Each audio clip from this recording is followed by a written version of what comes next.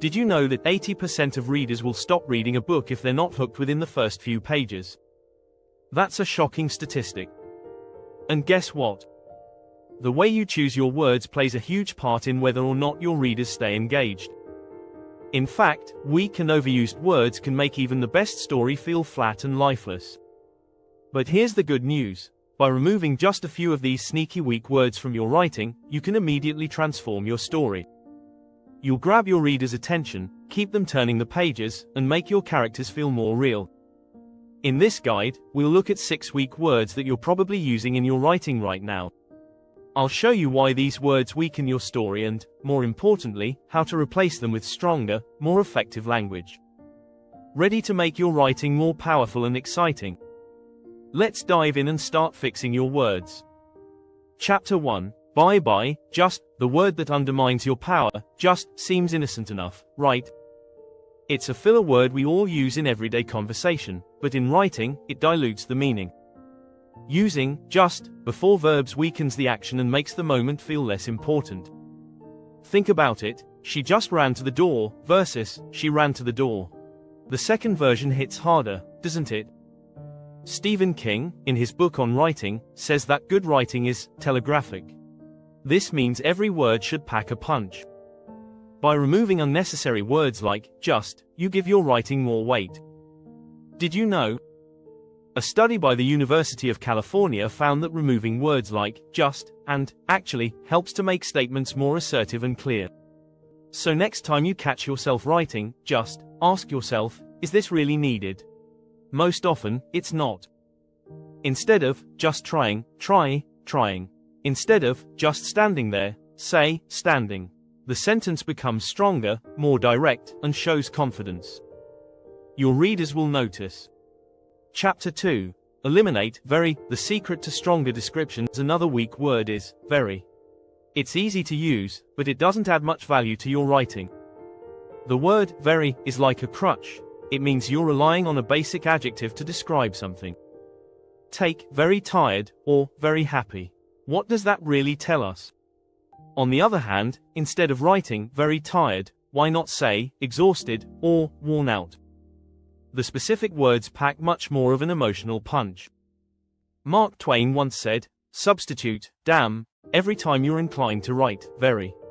Your editor will delete it, and the writing will be just as it should be. While the language here might be exaggerated, the point stands. More vivid words replace weak modifiers. Research shows that concise, clear descriptions resonate better with readers.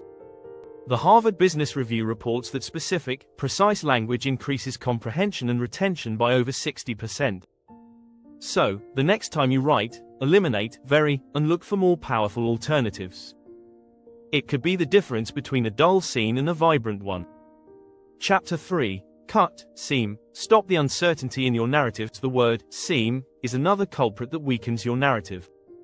Why? It introduces doubt and uncertainty into what could be a strong, clear description. She seemed scared doesn't give us the full picture. Does she look scared? Is she scared? It's unclear. When you use seem, you're hedging your bets. But strong writing doesn't hedge, it takes a stand. If your character is scared, say, she was scared. It's more direct, more confident.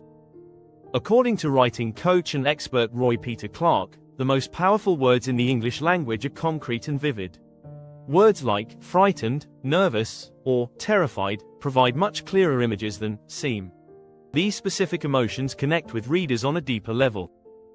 In fact, research from the University of Michigan suggests that readers connect more strongly with characters when their feelings are presented in a clear, definite way. When you write with clarity, your readers can more easily put themselves in the shoes of your characters. So, next time you're about to use seem, stop and think, can you describe the feeling more directly? Try it. You'll be surprised how much more powerful your writing becomes when you do. If you're finding these tips helpful, make sure to subscribe for more. In the next chapters, we'll dive into 3 more words that are holding back your writing. Don't miss out. Chapter 4. No more, started to, show don't tell in action. When you use phrases like started to, it weakens your writing by adding unnecessary filler. Think about it, he started to run, versus, he ran. The second sentence is cleaner, faster, and more direct. Started to introduces hesitation, while ran gets straight to the action. The key to strong storytelling is showing, not telling. When you write started to, you're telling the reader that something is about to happen, but you're not showing the action happening. Action verbs like ran, jumped, or charged bring energy to your scenes and pull readers into the moment. According to the Elements of Style by Strunk and White, good writing is all about economy, using as few words as necessary to convey the message. By eliminating started to, you trim down your sentence and make your writing tighter. Every word should count.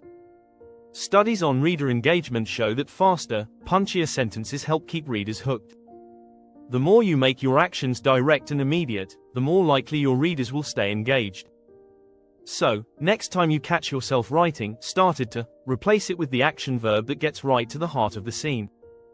Chapter 5. Dump, like, stop comparisons that hold you back. The word like is often used to compare one thing to another, but it can also make your writing feel lazy. She was like a lioness, or it was like a dream, are vague comparisons. Instead, focus on creating original metaphors that paint a clearer, more vivid picture. In his book Steering the Craft, author Ursula K. Le Guin emphasizes the importance of original thought in writing. She writes that clichés, often created by overusing words like, make writing feel stale and unoriginal. Instead of falling back on easy comparisons, challenge yourself to find fresh ways to describe things.